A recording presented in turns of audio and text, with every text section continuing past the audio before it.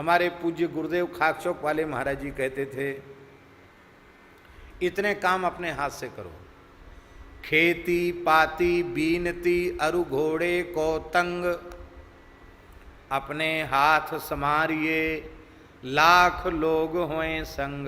कहते पुरानी कहावत है। खेती संदेशन खेती मत करो, खेत पर स्वयं जाओ, भले ही आपने काम करने वाले लोग रख रखे हैं, पर बुआई के समय कटाई के समय आप खेत पर खड़े हो जा करके, अपने आप खड़े नहीं होगे तो सब गड़बड़ हो जाए, कुछ का कुछ हो जाएगा। हमने भी अनुभव किया है इसका, नाम नहीं लेंगे, चलो नाम ले ही लेते, क्या है, क्या हानि है।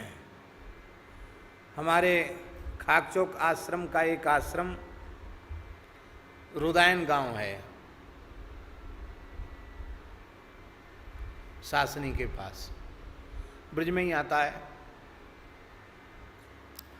तो वहाँ ठाकुर जी की 28 बीघा जमीन है, गोपाल जी की। वहाँ के बीघा कच्चे हैं, इसलिए छोटे बीघा हैं वहाँ के। तो पहले ऐसा होता था, अब भी ऐसे ही होता है कि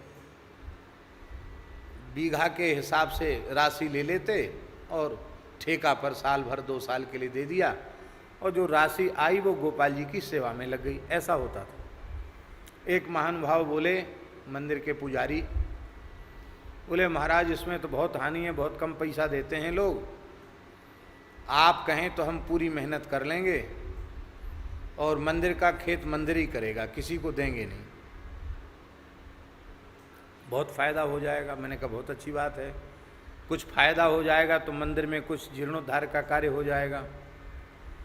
तो जैसे वो मुंगेरी लाल के सपने होते हैं, वैसे हमको दिखा दिए सपने, तो हम भी खूब प्रसन्न हो गए। पूज्य महाराज जी हमारे पहाड़ी बाबा महाराज बोले, गुरुदेव बोले, देखो तुम वहाँ जाके रहोगे तो है नहीं, देखोगे है नहीं, तो बड़ी कठिनाई होगी, ऐसे कहीं संदेशन खेती नहीं होती है। हमने कहा नहीं महाराज जी वो तो कह रहे। बोले ठीक है, अनुभव कर लो एक बार। तो खेती भाई साल भर हुई। अब जब हम पहुँचे, साल में एक उत्सव वहाँ करते थे, तो मैंने सोचा कि तो बहुत आया होगा। मैंने पूछा उनको, महानुभाव को, तो वो हर साल तो कुछ न कुछ मिलता था, उस साल कुछ नहीं मिला। बोले, अरे महाराज आत्मा तो निकास के धरी सामने धरी जाए ना सके। माने आत्मा निकाल के कैसे धरूं? आत्मा तो निकास के सामने धरी ना जाए सके। महाराज जाको जामे लग गो, बाको बामे लग गो, सबरो बराबर है गो।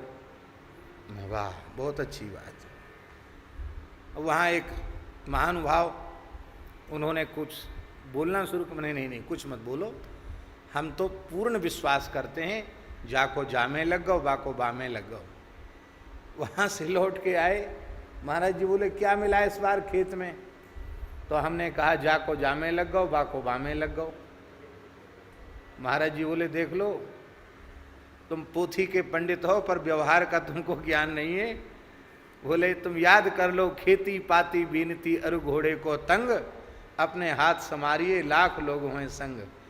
अरे बुवाई के समय तुम्हें जाना चाहिए था, फिर फसल पक के कटने के समय जाना चाहिए, फिर जब अन्न जब तक आ ना जाए फिर अपने सामने उसकी व्यवस्था करनी चाहिए। तो सब तुमने नहीं किया, तो हो गया जाको जामे लग गो, बाको बामे लग गो। पाती चिट्ठी, शास्त्री जी आप चिट्ठी लिख देना। अब हम क्या लिखवाना चाहते हैं, आपने क्या लिख के भेज दिया क्या पता? नहीं, खुद लिखो। महाराज जी ने चिट्ठी, महाराज जी लिखते थे, बड़े निरालस से होकर चिट्ठी लिखते थे महाराज जी। 12-1 बजे रात तक चिट्ठी लिखते थे महाराज जी। और यदि उनका सारा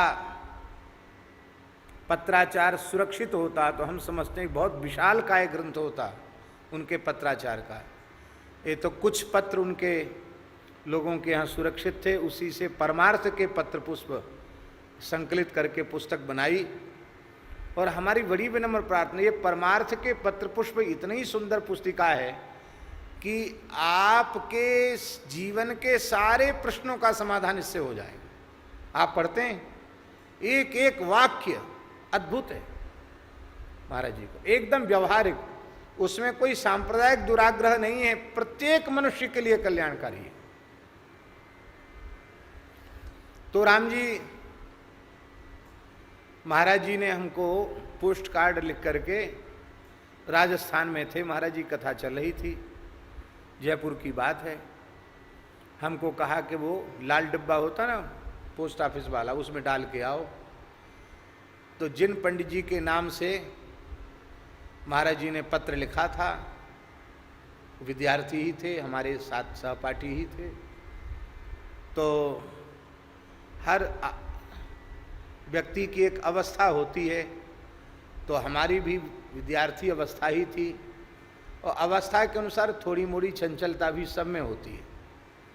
तो मेरे मन में कुछ बात सूझी, और पंडित जी का जो नाम लिखा था, अमुक जी महाराज, श्री रामानंद पुस्तकालय, सुदामा कुटी, वृंदावन। तो हमने उनके नाम के नीचे कोष्ठक में महाराज जी की लेख के जैसी मिलती जुलती नकल होती ना, तो महाराज जी के हस्ताक्षर की नकल करते हुए हमने कोष्ठक में लिखा श्री भोंदू पंडित जी। क्या लिख दिया? श्री भोंदू पंडित जी लिख दिया हमने उनको। अब ये उपद्रव ही था, शरारत ही थी, ठीक काम नहीं था, ऐसा नहीं लिखना चाहिए था। अब वो पोस्ट कार्ड जैसे यहाँ आया, जब तक महाराज जी यात्रा करके लौट गए तब तक तो नाम ही प्रसिद्ध हो गया उनका, भोंदू पंडित जी। अब बच्चों में ऐसी चीज जल्दी प्रसिद्ध हो जाती, आओ आओ भोंदू पंडित जी, आओ भोंदू पंडित जी, सब नाम पड़ गया उनका। आते ही उन्होंने महाराज जी के सामने बड़े दुखी होकर के कहा कि महाराज जी आपने हमको ये नाम क्यों लिख दिया, अब सब लोग हमको चिढ़ाते हैं यही नाम। और ऐसी चतुराई की थी हमने कि इस प्रयास किया था महाराज जी के हाथों के जैसी राइटिंग है ना, उसी ढंग से लिखे, उसी ढंग से मैंने लिखा श्री भोंदू पंडित जी। महाराज जी ने देखा, पहचान गए वो कि हमने तो लिखा नहीं। तुरंत उनके ध्यान में आया, इसको कहा था पत्र डालने आओ। हमसे बोले कहो तुमने लिखा ये? उनकी जी, क्यों लिखा? देखो पिटने का काम करते हो तुम,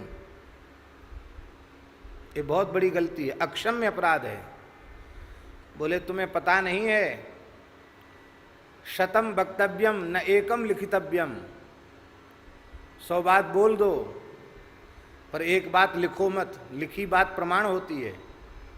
शतम वक्तव्यम एकम न लिखितव्यम, 100 बात बोल दो, कोई बात नहीं, बोल दिया, गई बात, हवा में उड़ गई, पर लिखी तो प्रमाणित हो जाती है। तुमने लिखा, ये बहुत गलती किया। हमने कहा महाराज जी गलती तो होगी, अब कभी ऐसी गलती नहीं करेंगे। बोले अब तुमको पत्र कभी डालने की सेवा नहीं दी जाएगी।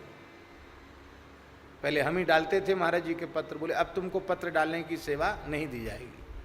हम रोने लगे, महाराज जी सेवा से तो वंचित मत करो, एक बार गलती हो गई, आप क्षमा कीजिए और प्रायश्चित बताइए, हम प्रायश्चित करने के लिए तैयार।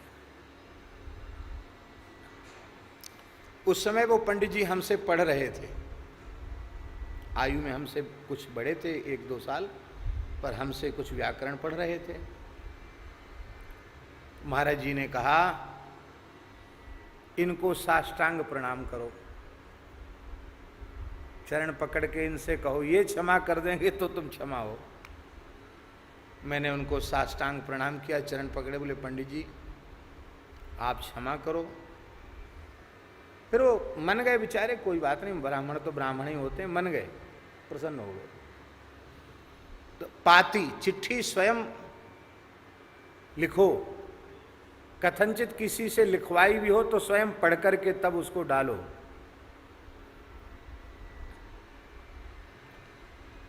बीनती, बीनती माने ये प्रार्थना, स्तुति, प्रार्थना, मंत्र जप, स्तोत्र पाठ, ये दूसरे से मत करवाओ। करता भी कोई दूसरा हो तो भी स्वयं अवश्य करो, क्योंकि ये बीनती है। प्रार्थना दूसरे के द्वारा नहीं, स्वयं ही करनी चाहिए।